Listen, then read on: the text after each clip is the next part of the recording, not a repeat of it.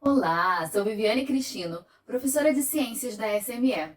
Hoje estudaremos juntos sobre a formação, composição e erosão do solo. A camada mais superficial da Terra, a crosta terrestre, é formada pelo solo e pelas rochas de diversos tipos. Essas rochas são formadas por um ou mais minerais. A rocha granito, por exemplo, é formada por três minerais: o feldspato, o quartzo e a mica. O ferro, por exemplo, é um mineral que é encontrado na rocha magnetita. No início, não existiam solos na Terra, mas apenas grandes e variados grupos rochosos, que foram lentamente desgastados pelo clima, pela ação da água, do vento, os seres vivos, sobretudo as plantas, e a ação antrópica. Esse processo de formação do solo é constante, ou seja, ele continua acontecendo. 1 centímetro de solo leva cerca de 100 a 400 anos para se formar. Os solos formam-se a partir da decomposição das rochas de origem, chamadas rochas matrizes. Esse processo de desgaste da rocha é também chamado de intemperismo. O processo de origem, formação, constituição dos solos é chamado de pedogênese. Pédon, do grego, significa solo, terra, e gênesis, início, começo. Percebemos que o processo de formação vai obedecer a seguinte cronologia. Primeiro, a decomposição lenta da rocha matriz vai acontecer por agentes do intemperismo: água, ventos, clima, plantas e outros. Depois, vai acumular então uma maior presença de material orgânico sobre esse solo recém-formado. Mais um tempo à frente, o material orgânico decompõe-se e vai aos poucos enriquecendo esse terreno, enquanto os horizontes do solo vão se formando. O solo em estágio mais avançado passa a contar com diferentes horizontes e, além de apresentar uma camada superficial orgânica propícia para o plantio e a existência de vegetações. Os solos mais antigos apresentam uma estrutura de horizontes mais consolidada, enquanto os solos mais jovens, muitas vezes, ainda encontram-se em um processo intermediário de formação e com baixo nível de material orgânico. Os horizontes do solo, segundo as classificações mais comuns, são horizonte D ou R, que é a rocha matriz, também chamada de rocha-mãe, e ou originária do solo. Horizonte C, camada formada por partes de fragmentos da rocha-mãe, muitas vezes com sedimentos menores nas suas partes mais altas e partes de rochas ainda nas suas partes mais inferiores. Horizonte B, que é o horizonte de acumulação com grande presença de minerais e com baixo acúmulo de material orgânico. Horizonte A é o horizonte mineral mais próximo da superfície, com uma relativa presença de matéria orgânica, e o horizonte O, que é o horizonte orgânico. É a camada mais externa do solo, composta por material orgânico em estágio de decomposição.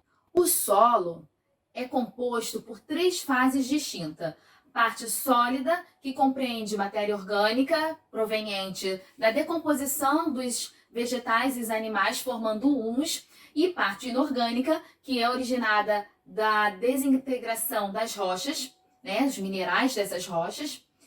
Parte líquida, que é a solução do solo ou a água que está ali presente no solo. E uma parte gasosa, que é o ar que está nesse solo. A composição do solo varia de um tipo para o outro, pois ele tem elementos químicos presentes na sua composição que variam devido a fatores como umidade, sol, vento, organismos vivos, clima e até a presença da biodiversidade da região. No geral, encontra-se na composição do solo 45% de elementos minerais, 25% de ar, 25% de água e 5% de matéria orgânica. Essa composição também vai depender muito da rocha matriz desse tipo de solo. O solo se forma a partir da fragmentação de uma rocha matriz, originando as camadas do solo. Durante esse processo pode ocorrer desintegração e decomposição das rochas por ação de intemperismo, agentes físicos, químicos e biológicos que dá origem aos componentes minerais, e a incorporação e decomposição de elementos orgânicos, animais e vegetais, que a gente vai chamar depois de humus, né, que são importantes para a fertilidade do solo. Mas como atua o intemperismo?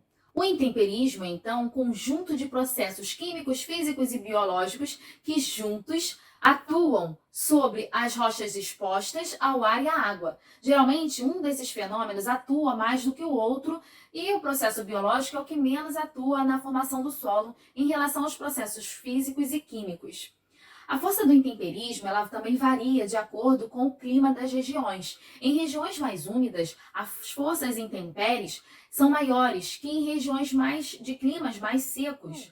A resistência de minerais à ação do intemperismo também varia. A mica e o quartzo são mais resistentes a esses processos. Existem 3 tipos de intemperismo. O físico, que está mais relacionado à variação da temperatura, que é o principal agente que vai atuar desgastando as rochas.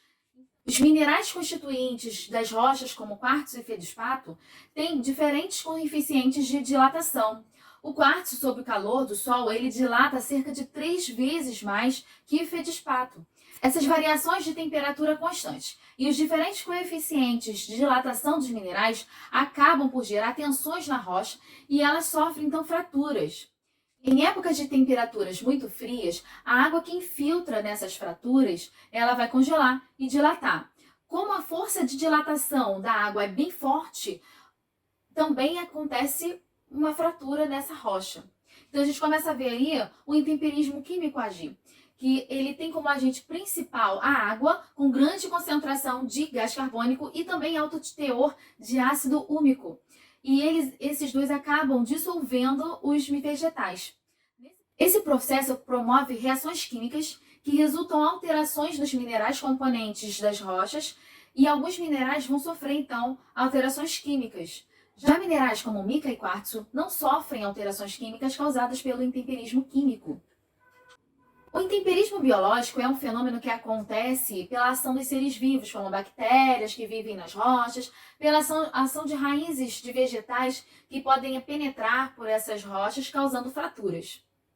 Agora que a gente aprendeu sobre o intemperismo, como acontece a formação do solo, a gente pode entender um pouco sobre os tipos de solo.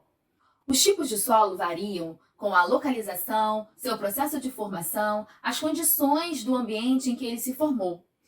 Alguns tipos mais comuns são o solo arenoso, que é aquele que contém mais areia em sua composição, o que confere uma maior permeabilidade, pois os grãos de areia eles são maiores, permite que a água seja absorvida com facilidade, mais do que em outros tipos de solo. Porém, ele é mais sujeito à erosão.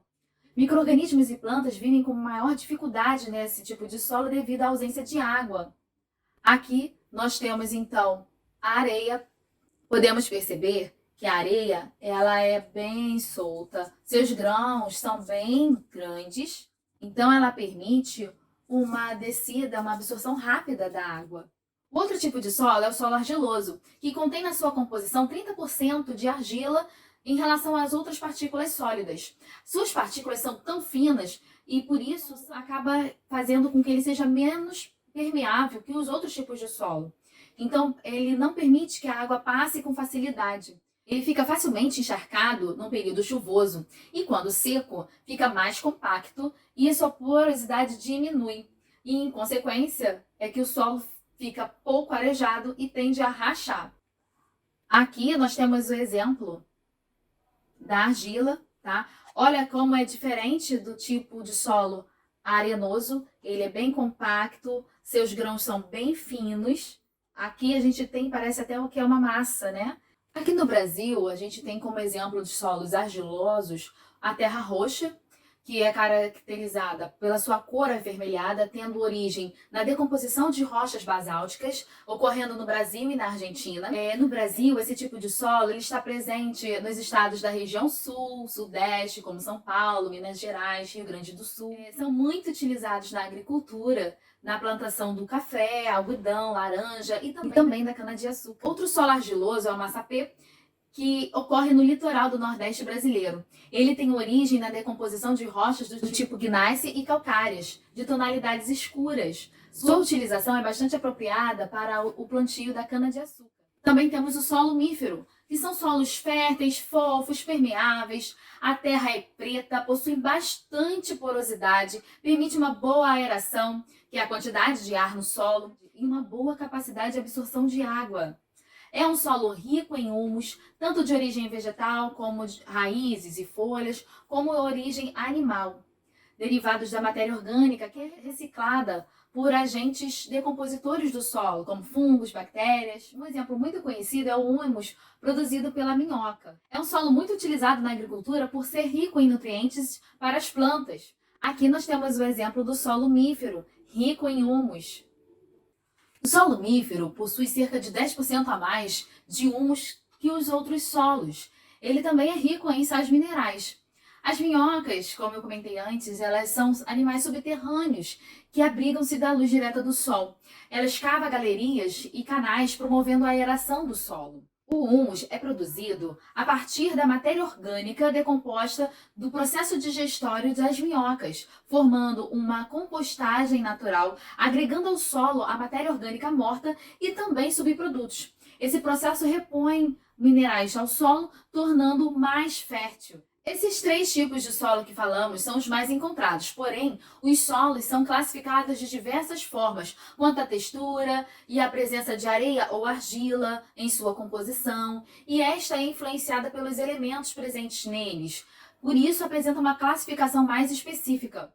Por exemplo, podem apresentar um grau de porosidade maior ou menor, onde o solo com textura mais grossa e com partículas arenosas apresentam uma maior velocidade de infiltração, e os de textura mais fina ou argilosa apresentam uma menor velocidade de infiltração e escoamento. No Brasil, há um predomínio de 3 tipos de solo: o latossolo, argissolos e o neossolos, que juntos abrangem cerca de 70% do território nacional, segundo o Sistema Brasileiro de Classificação de Solos, pelo IBGE. Os solos apresentam uma grande variedade química, física e biológica em sua composição. São 13 classes contidas no Sistema de Solos Brasileiros, mas essa aula deixaremos para os nossos amigos geólogos. O solo sofre erosão, que é a retirada ou desgaste do solo provocada por diversos agentes exógenos.